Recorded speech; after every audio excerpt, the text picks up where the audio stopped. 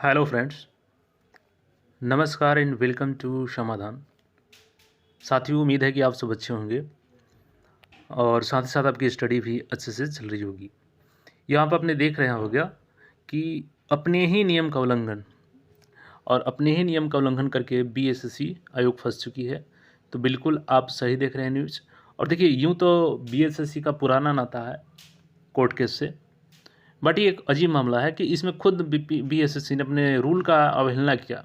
और यही कारण है कि जब कोर्ट में केस किया गया है तो इस पर अब हाई कोर्ट का कल ही फैसला आया है इस पे, और भर्ती प्रक्रिया को रोक लगा दी गई है। और हाई कोर्ट ने जवाब मांगा है बीएसएससी से और फिलहाल के लिए बोला है कि आप भर्ती प्रक्रिया को स्टे लगाइए और पहले आप जवाब दीजिए।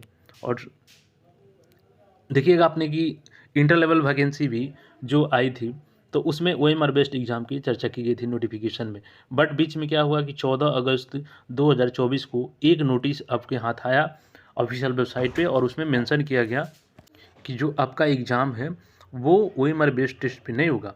आपके एग्ज़ाम में बदलाव की जाती है और अपने नोटिफिकेशन को इस हद तक संशोधित समझे कि आपका एग्ज़ाम अब सीबीटी मोड में होगा, कंप्यूटर बेस्ड टेस्ट होगा। तो इन्हीं सारे मुद्दों को हम लोग देखेंगे। अब इसका क्या आगे असर होगा, ये जो इंटर लेवल है उस पर क्या इफेक्ट होगा, अभी जो डिसीजन आई है इससे किन भर्तियों का जो है एग्ज़ाम पे रोक लगाया गया है, ये सारी चीज़ हम लोग यहाँ पे देखने वाले हैं।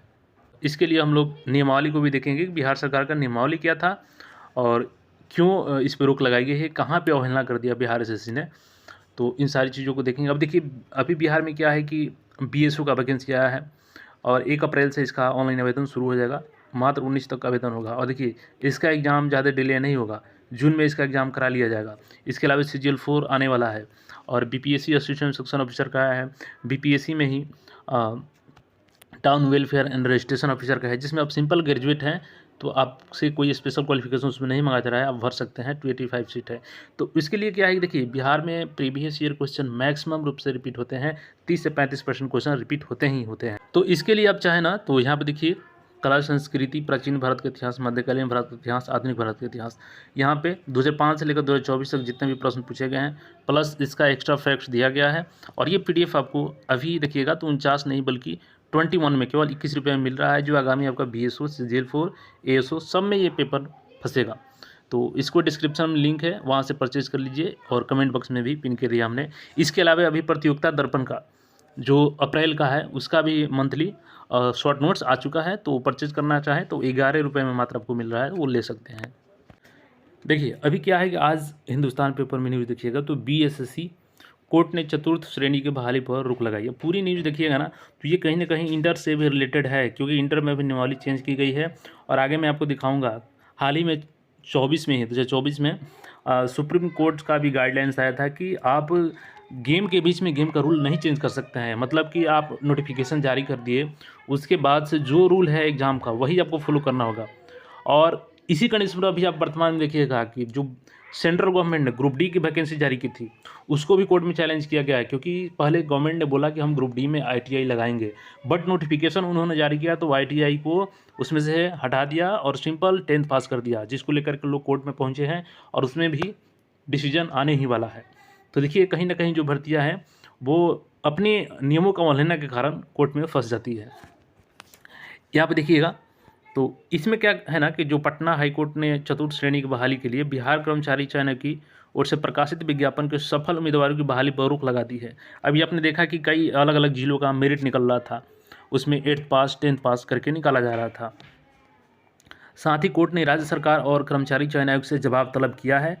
कोर्ट ने सफल उम्मीदवारों को भी नोटिस जारी किया है, जिनका रिजल्ट हुआ है उनको भी नोटिस जारी कर दिया गया है। न्यायमूर्ति डॉक्टर अंशुमान की एकल पीठ ने मुकेश कुमार एवं 147 उम्मीदवार, तो यहाँ पे देखिएगा मुकेश कुमार और 147 उम्मीदवारों ने अर्जी दायर किया था जिस पर बहाली पर रोक लगा दी गई है। और देखिए आवेदकों की ओर से अधिवक्ता जो दीनू कुमार ने कोर्ट को बताया कि बहाली के लिए राज्य सरकार ने 22 सितंबर 2023 को एक नया नियमावली लागू किया था। इसके तहत उम्मीदवारों को 10वीं पास अनिवार्य कर दिया गया, साथ ही 100 अंक की लिखित परीक्षा भी होगी। लेकिन राज्य के 13 जिलों बेगूसराय, जहानाबाद, सहरसा, सुपौल, नवादा, रोहतास, पटना, भोजपुर, दरभंगा, पटना, सारंग और शेखपुरा में 8वीं पास योग्यता रखने वाले अभ्यर्थियों को सफल घोषित कर दिया गया। और देखिए यहीं पे मामला फंस गया, क्योंकि नियमावली में क्या है कि आप 10th पास होंगे और यहाँ पे क्या किया गया कि आपका 8वीं पास को ही घोषित कर दिया गया। तो इसको लेकर के कोर्ट केस किया गया कि नियमावली का तो उल्लंघन हो गया। जब योग्यता 10th पास रखी गई है तो आप नोटिफिकेशन जारी कर दिए और उनको 8 पक्के रिजल्ट जारी कर दिए। ये जो 10th पास थे इन लोगों ने केस कर दिया। देखिए, इसको बेहतर तरीके से समझने के लिए हम लोग को नियमावली को समझना होगा। देखिए, 22 सितंबर को बिहार एसएससी का नियमावली जारी किया जाता है, जिसमें कार्यालय परिचारी विशिष्ट के पदों पर भर्ती के लिए सेवा शर्त बनाया गया और बताया गया कि इसमें जो आपका देखिएगा तो बिहार के संपूर्ण राज्य में इसको लागू किया जाएगा। जो आपके सचिवालय हो गया, संलग्न कार्यालय हो गया, स्थानीय आयुक्त कार्यालय हो गया, नई दिल्ली सहित मुफस्सिल थाना कार्यालय हो गया, इन सब जगह पर लागू होगा और यह तुरंत प्रवृत्त होगी, यानी कि 22 तारीख से ही ये नियम लागू हो गई। अब देखिए इसमें मामला कहाँ फंसा है साथियों, जो यहाँ पे सीधी भर्ती है तो इस नंबर के मूल कोटि के पद पर ही सीधी भर्ती की जा सकती है और सीधी भर्ती के लिए न्यूनतम शैक्षणिक योग्यता की बात जो की गई है वो 10वीं मैट्रिक अथवा समकक्ष मान्यता प्राप्त परीक्षा में उत्तीर्ण होनी चाहिए। और पहले क्या था कि 8वीं था, तो जिसको चेंज कर दिया गया है और जब रिजल्ट जारी किया गया है तो इसमें 8वीं वालों का भी भर्ती किया गया है और इसी को लेकर चैलेंज किया गया है कि जब आपका नियमावली में चेंजेस हो चुका है, 2 सितंबर से प्रभावी है, उसके बावजूद अपने 8वीं पास को कैसे रिजल्ट कर दिया, कैसी भर्ती ले लिए। और अब इस पे क्या किया गया है कि आयोग से जवाब मांगा गया है कोर्ट के द्वारा। कोर्ट ने सीधे बोला कि आप भर्ती को स्टे कीजिए और पहले जवाब दीजिए। तो सरकार का क्या जवाब होगा, आयोग का क्या जवाब होगा, अपने स्तर से कैसे आयोग जवाब देती है, उस पर डिपेंड करेगा कि आगे ये भर्ती इस पर कंटिन्यू होगी या इसको रुक करके फिर से फ्रेश इस पर बदलाव करके नोटिफिकेशन जारी होगा। क्योंकि जो इसमें सेलेक्ट हुए हैं उनको भी नोटिस जारी किया गया है, तो उनको भी कहीं ना कहीं वहाँ पे उपस्थित होना ही पड़ेगा। और रही बात देखिए बीएसएस इंटर लेवल की, तो इसमें एक चेंजेस किया गया था, जो 14 अगस्त को चेंज किया गया था कि आपका एग्ज़ाम अब ऑफलाइन ना होकर के ऑनलाइन किया जाएगा। और अभी हाल फिलहाल हम देखेंगे कि आईटीआई वाला जो मामला था ग्रुप डी में, उसको लेकर के भी सरकार फंस गई है कोर्ट में और वहाँ पे केंद्र सरकार को जवाब देना पड़ा है। तो उसका क्या फ़ैसला होगा वो भी देखने वाला चीज़ होगा। तो आपको बता दें कि हालांकि देखिए बीएसएससी इंटर लेवल में जो चेंजेस किया गया था वो किसी को बाहर नहीं करता है। जो मेजर चेंज होता है ना, जैसे कि कोई क्वालिफिकेशन में चेंज हो गया या बिल्कुल एग्ज़ाम के पैटर्न में चेंज हो गया, तो उस पर ज़्यादा ही चांस रहता है कि उस पर कोर्ट स्टे लगा दे। बट यहाँ पे केवल माध्यम चेंज किया गया है। फिर भी अगर कोई चैलेंज कर दे तो सुनवाई तो होगी ही, कुछ समय के लिए प्रक्रिया तो बाधित होगी ही। अब उस पर फैसला क्या आएगा वो अलग बात है। हालांकि जो 2 मामले सामने हैं अभी, आईटीआई वाला में क्या मामला निकल के आता है सामने, और जो ये कर्मचारी वाला है परिचारी वाला, इसमें क्या मामला आता है, इस पे भी बहुत सारी रूपरेखा तय होगी आगे के।